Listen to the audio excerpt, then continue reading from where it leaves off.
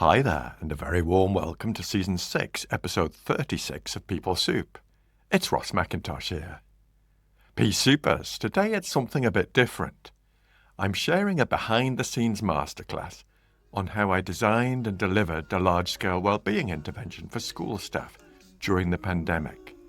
I'll be talking about the thinking behind the approach, the key design principles, the tools we used, the impact we saw, and how organisations can adapt this model for their own people. It's work I'm hugely proud of, and I'm excited to take you through it.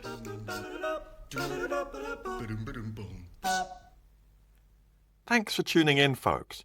People Soup is a podcast that mixes stories, science, and a sprinkle of daftness to explore what helps people thrive at work and beyond. Our mission is to give you the ingredients for a better work life, through insights and stories grounded in behavioural science, especially acceptance and commitment therapy and other evidence-based approaches. Before we go on, let's take a quick scoot over to the news desk. First, something personal. As many of you know, my dear dad died in October, and his funeral was on the 20th of November. It was a fitting tribute, filled with poetry, music, and the sharing of memories. The day itself was bright with a beautiful layer of snow, and it all came together in a way that felt very him. Thank you so much to those who've sent kind messages. They've meant a great deal. Next up, I'm delighted to share that we're looking for impact partners. We're on the lookout for organisations, teams, or practitioners who want to join us in extending the reach of acceptance and commitment therapy in the workplace. Through collaboration with Paul Flaxman and me, the aim is to move from research practice into real-world impact. This is a chance to be part of something measured, meaningful, and growing in reach. If you've already got ACT-based work happening or want to build it, we'd love to explore together. Read more via the link in the show notes or on my website at rossmcintosh.co.uk. And, drumroll please, I'm also launching the next cohort of small group supervision for ACT in the workplace. It's especially for practitioners who want a supportive space to deepen their skills, share challenges, and explore ACT-based facilitation and organisational impact. Once again, all the details are in the show notes. Finally, I do have space for a couple of coaching clients as we head into the new year. So if you're thinking about how to land well in 2026, or you'd simply like to explore coaching with me, just drop me a line or book a free chat via my website. So, let's dive in. My reflections on designing and delivering a wellbeing program during one of the most challenging periods we've ever faced in the workplace.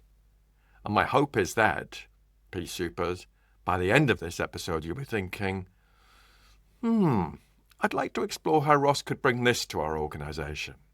So, get a brew on, get comfy, and let's dive in.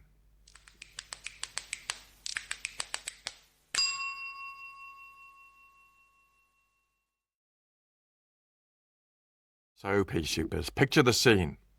It's early 2021. We're in the thick of the pandemic. Schools are stretched, to say the least. They're in uncharted territory. Staff are exhausted. Many are feeling overwhelmed, disconnected, anxious, and unsure how to sustain themselves. Bristol City Council approached me with a challenge. Could we create a wellbeing programme that was accessible, evidence-based, and genuinely supportive, yet light enough for staff to attend after a long school day? As you know, my speciality is in applying acceptance and commitment therapy to the workplace. So I thought, what if we take the core ACT processes and the training protocol I developed with Paul and break them down into bite-sized sessions, deliver them in 1-hour webinars, and give people practical tools they can apply immediately. I wanted to reach all adults working in school environments, making it inclusive and hopefully of interest to secretaries — my mum was a school secretary — caretakers, dinner ladies, librarians, and anyone who was curious. That's how the 6-part Wellbeing series was born, with titles that I hoped might elicit some curiosity and entice people to find out more. Those titles were Getting Perspective, Anxiety, purpose, rest, care, and notice. And woven through all of the design and the workshops was a set of deceptively simple yet powerful ingredients, including live polls, which I'll say a bit more about shortly. So let's explore those design principles. Let me take you through the key ingredients that made the program so impactful. Number 1. Short, practical, bite-sized sessions. These were 1-hour live sessions delivered after the school day. No cameras, no pressure, just watching the speaker, me, the slides, and a lively chat. 2. Live, anonymous polls. This was an important design decision. At several points in each session, I included anonymous, live polls, asking questions like, which emotions have been showing up for you today? How connected or disconnected are you feeling right now? What's been the toughest challenge this week? The results would appear instantly on the screen or in a bar chart, and every single time there was this beautiful moment of a collective exhale. People saw that their experience, whether exhaustion, anxiety, numbness, motivation, hope, or overwhelm, were shared across the whole group. The polls normalized the full spectrum of human emotion. They created connection, and they helped people feel less alone during an incredibly isolating period. Number 3. Focus on immediately usable skills. Each session included a simple, practical tool we practiced together, with an example from my life. The tool was called the ACT Matrix, and is something we've adapted to illustrate immediate utility for everyday life. Number 4. Accessibility and consistency. Staff could attend as many sessions as they wished, in any order, and choose from multiple date options. Each session also had structural consistency, using the ACT Matrix, which I called the Life Lens, to focus on its perspective-taking qualities. Number 5. Connection and community. The chat box became a vibrant space of shared reflection, encouragement, and honesty. Number 6. Evidence-based content rooted in ACT. Each session translated ACT principles and skills into everyday language and practice. 7. Tone matters.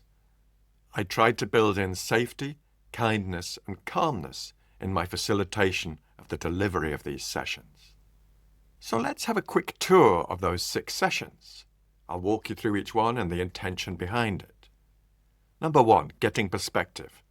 This was the anchor session introducing the Life Lens. The Life Lens, or the ACT Matrix, is a perspective-taking tool that helps people step back from overwhelming thoughts and emotions and identify small steps towards what matters. The live poll at the start asked how full people's minds felt. Seeing scores across the board from calm to chaotic helped normalize the whole range. Number 2, anxiety, relating to anxiety in a different way. Here we validated anxiety as a human experience and briefly explained why. The polls highlighted how differently anxiety showed up for people and how common it was. I went on to show that there were different ways to relate to anxiety without getting completely tangled up with the thoughts. Number 3 was purpose, reconnecting with why we do this work. A poll asking which values have felt more distant lately revealed shared struggles as well as shared aspirations. The chat also revealed reasons why people had been attracted by their profession in the first place, and they began to explore those qualities in relation to the current extraordinary context. Number 4 was rest, disconnecting and recharging. We looked at the psychology of rest and boundaries. The polls helped people recognize the collective difficulty of switching off and some of the approaches they could try to support their recovery. Number 5 was care, self-compassion for humans doing difficult work. We explored myths about compassion and the science behind it, and the poll responses highlighted how often people treated themselves more harshly than they realized, and how people generally speak to themselves in a way that's harsher than they would speak to people in their lives that they love. And number 6 was called Notice, connecting to the present moment. We explored how to break free from autopilot and reconnect with the present, recognizing that whilst autopilot could be useful in our lives, we can sometimes spend too much of our lives locked into mental time travel and missing out on the here and now. So let's take a look at the impact. Across the 6 topics, there were 1,258 live attendances, 320 replays. Feedback showed that 90% were likely or very likely to recommend the sessions to a colleague. 89% were likely or very likely to use the tools used in the future. People described the sessions as fabulous, relatable, calming, encouraging, and practical. One comment that has stayed with me was, "I felt calmer just listening about anxiety and hearing about helpful strategies."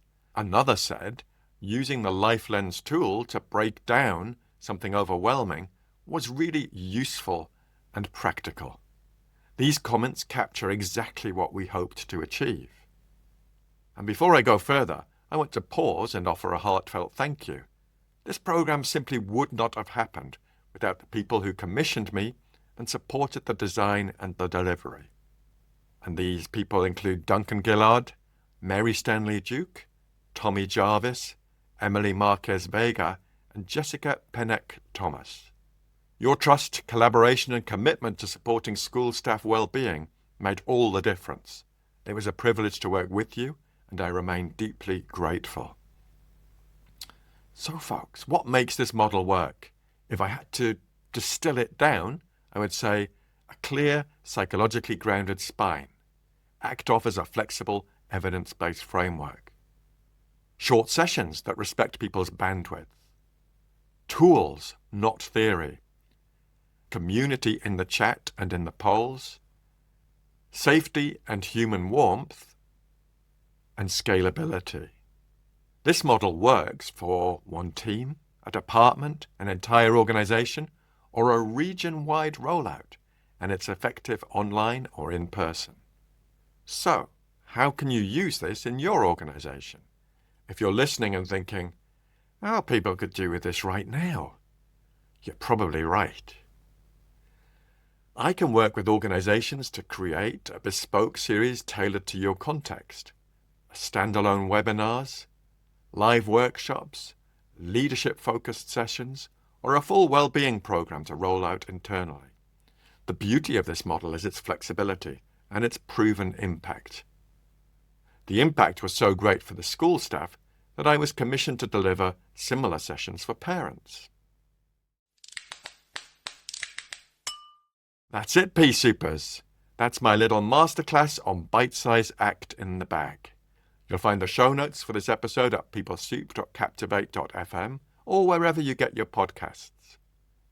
Please do get in touch if you'd like to discuss how I could support you and your team. Now more than ever, you can help me reach more people with the special People Soup ingredients. Stuff that could be really useful for them. So please do share, subscribe, rate and review. Your support matters. Thanks to Andy Glenn for his spoon magic and Alex Engelberg for his vocals. But most of all, thanks to you, dear listener. Look after yourselves, Pea Supers, and bye for now.